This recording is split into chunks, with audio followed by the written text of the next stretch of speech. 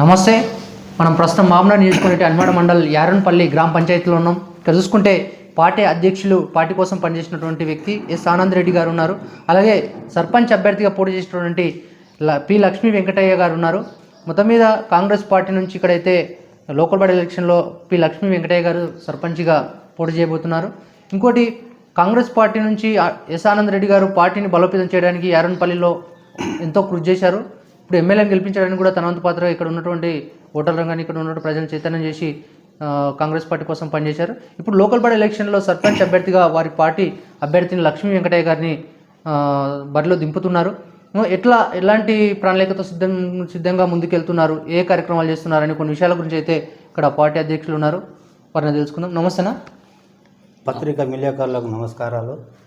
Party అధ్యక్షుడు ఆనంద్ రెడ్డిని కాబట్టి ఈ గ్రామంలో అభివృద్ధి జరిగిన కార్యక్రమాల గురించి వివరించి చెప్తున్నా. 32 రేషన్ కార్డులు కాంగ్రెస్ ప్రభుత్వంలో వచ్చినాయి.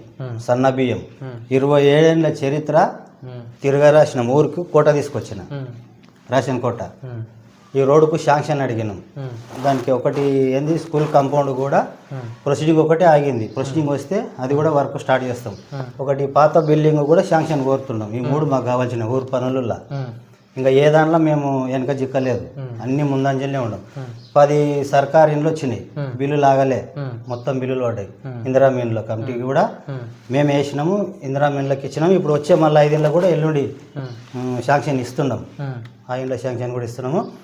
ఇప్పుడు బీసీ లేడుకి వచ్చింది కాబట్టి లక్ష్మిని నిలబెట్టి నేను బడి ముందల దిగి ఇళ్లకు నేను కృషి చేసి పార్టీని గెలిపిస్తానని మాటిచ్చి రేపు రంగంలోకి దింపుతుండే. ఇలా ఇప్పుడు ప్రజలకు మీ అభ్యర్థిని గెలిపించడానికి ఎలాంటి మా పథకాలను తీసుకొని ముందరికి వెళ్తాం. ఓకే. ఇప్పుడు మీ ఎమ్మెల్యే గారు అయితే మీ హయాం లోపల ఇక్కడ ఉన్నటువంటి అనేక కార్యక్రమాలు చేసింది కదా, ఇంకా అభివృద్ధి కార్యక్రమాలు ఏమేమి చేసి? మాకు అభివృద్ధి కార్యక్రమాలు ఈ 3 ఇప్పుడు ఇంకా డ్రైనేజ్ సిస్టమ్ కానీ రోడ్లు అన్నీ ఓకే. రోడ్డు కోసమే మేము దానిలో ప్రపోజల్ పెట్టేసినాము, అవి కూడా అందించినాము. అది కూడా మనకు అతి త్వరలోనే ప్రొసీడింగ్ ఇస్తాము. తీసుకొచ్చి నమ్మకం మాకుంది.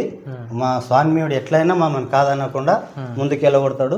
మేము ఆయన కూడా బయట వేస్తాము, మా ఇల్లు మేము కాపాడుకుంటాము.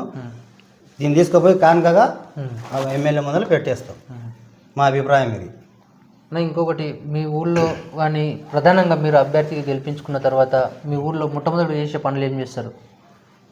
స్కూల్ కాంపౌండ్, పాత బిల్డింగ్, ప్రజల సేవ, ప్రతి మోరి కానీ ప్రతి ఈది లైట్ కానీ ఎవరి సమస్యలు ఏమున్నా తీర్చిదిద్దే బాధ్యత మేము తీసుకుంటున్నాం. కాబట్టి మేము ముందుకు వెళ్తున్నాం. మా సంక్షేమ పథకాలలో మేము ముందుకెళ్తాం. పార్టీకే కట్టుబడి ఉండి పార్టీ విధానాలు మేము తీసుకొని జనాల లోపలికి వెళ్ళి పార్టీ సంక్షేమ పథకాలను తీసుకొని మేము అభివృద్ధి కోసమే పాటుపడి ముందరికి వెళ్తున్నాం. కాబట్టి అభ్యర్థిని నిలబెట్టి గెలిపించుకుంటున్నామనే నమ్మకం మాకుంది. ఏమి విభేదాలు. ఇంకొకటి, మీరు మీ అభ్యర్థిని గెలిపించుకోవడానికి ప్రజలకు ఎలాంటి సలహాలు సూచనలు ఇస్తారు? మీ ఓటర్లకు కానీ ఇక్కడ ఉన్న గ్రామ మా ఓటర్లకు మేము మందు వంచము, డబ్బులు వంచము. మా ప్రేమతోనే మాకు ఓట్లు వేస్తారని నమ్మకంతోనే మేము బడిలోకి దిగినాము. మేము దానితోనే సంక్షేమ పథకాలతోనే మేము ముందుకు వెళ్తాము. ఓకే. మా అభివృద్ధి కోసం మా ఎమ్మెల్యే మాకు నమ్మకం ఉంటాడు కాబట్టి గ్రామ కమిటీ అధ్యక్షునికి నేను ఇలా పెట్టుకొని నేను ముందుకు వెళ్తున్నాను. Thank you.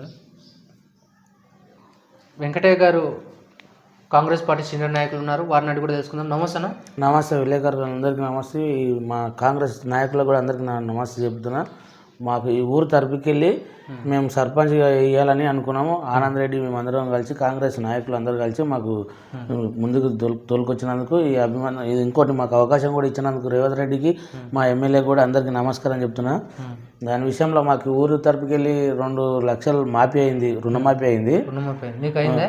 నాకు అంటే నాది తక్కువ ఉంది, నాది పశువులు అయిపోయింది. ఊళ్ళో మొత్తానికి అయింది కనుక ఇంకా ముందల మంచి మంచి అభివృద్ధి చేస్తాడు శ్రీనివాసరెడ్డి అని ఆలోచనతో ఈ పార్టీలో కొనసాగి ఇంకా ముందు సర్పంచ్ చేసి ఊళ్ళో కూడా అభివృద్ధి చేసుకుందాం మంచిగా. వీళ్ళందరినీ ఒక ఏకగ్రీవంగా చేసి కాంగ్రెస్ పార్టీ ఫస్ట్లో మా ఊళ్ళో అనేది కొద్దిగా లేకుండే, మేము వచ్చి ముందరకు వచ్చి చేసుకున్నాక పెద్ద శాతం పెరిగింది. అన్ని ప్రభుత్వాలు ఇంకా కసిరు ఉన్నాయి కనుక మా ఊరు మీరు ఏం చేసిండ్రంటే ఇప్పుడు ఇందిరామ్మ ఇండ్లు ఇచ్చింది, రోడ్డు కోసం మేము రోడ్డుకి పెట్టినాం, రోడ్ ఇస్తుంది. ఇది ఒక్కటి మొత్తం చేసి ఆ స్కూల్ బిల్డింగ్ చేపిస్తాం. ఒకటి పాత గ్రామ పంచాయతీని కూలిపోయింది, అది ఒకటి ఏదన్నా కార్యక్రమానికి పనిచేస్తుంది మహాలక్ష్మి గ్రూపులో దానికి దీనికని అది కూడా మాట్లాడినాము, అది కూడా చేస్తామని చెప్పి త్వరలో చేసిన శ్రీనివాస్ రెడ్డి అని కూడా చెప్పి చేస్తా అని చెప్పిండు. దాని విషయం కోసమే ఇంత సర్పంచ్గా వేసి గెలిచి అన్నతోటి పోతే మాకు మొత్తం పనులు అయితే అనే ఆలోచనతోటి చేస్తున్నాం. ఇంకోటి ఏంటంటే మెయిన్ ఇంపార్టెంట్, ఒక 10 ఏళ్ళుల్లా అత్తల గవర్నమెంట్ ఉన్నప్పుడు ఏం చేసలేదు.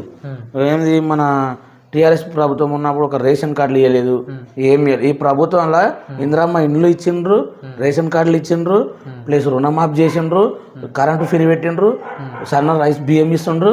తర్వాత ఇంకోటి ఏంది, ఒకటి మనకు ఫ్రీ బస్ అన్నది కూడా ఇచ్చిండ్రు. ఇన్ని పథకాలు ఇచ్చిండ్రు. ఇంకా ఇంతకుముందు అయితే ఏవి ఇవ్వలేదు, ఏవి చేయలేదు కూడా. ఇప్పుడు సరే సమాజం మీద లజ్జేయాలని మస్తు చెప్తుంటారు అగరపాటిళ్ళు.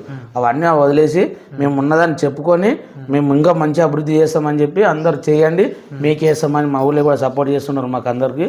అందుకే మేము ఈ సర్పంచ్గా వేసి నిలబడి గెలుచుకొని అన్నతోడికి పోయి ఇంకా జనం ఊరికి అభివృద్ధి మంచి చేయాలని అనుకొని చేస్తున్నాం ఈ పార్టీ తరపుకి వెళ్ళి. ఈ పార్టీ తరపుకి అందరికీ ధన్యవాదాలు, మాకు అవకాశం ఇచ్చినందుకు అందరికీ ధన్యవాదాలు చెప్తున్నాను. బీసీ బిడ్డని ఈ అవకాశం ఇచ్చినందుకు ప్రజలకు అందరికీ ధన్యవాదాలు. నన్ను గెలిపించండి. ఒక పేద బీసీ బిడ్డని ధన్యవాదాలు.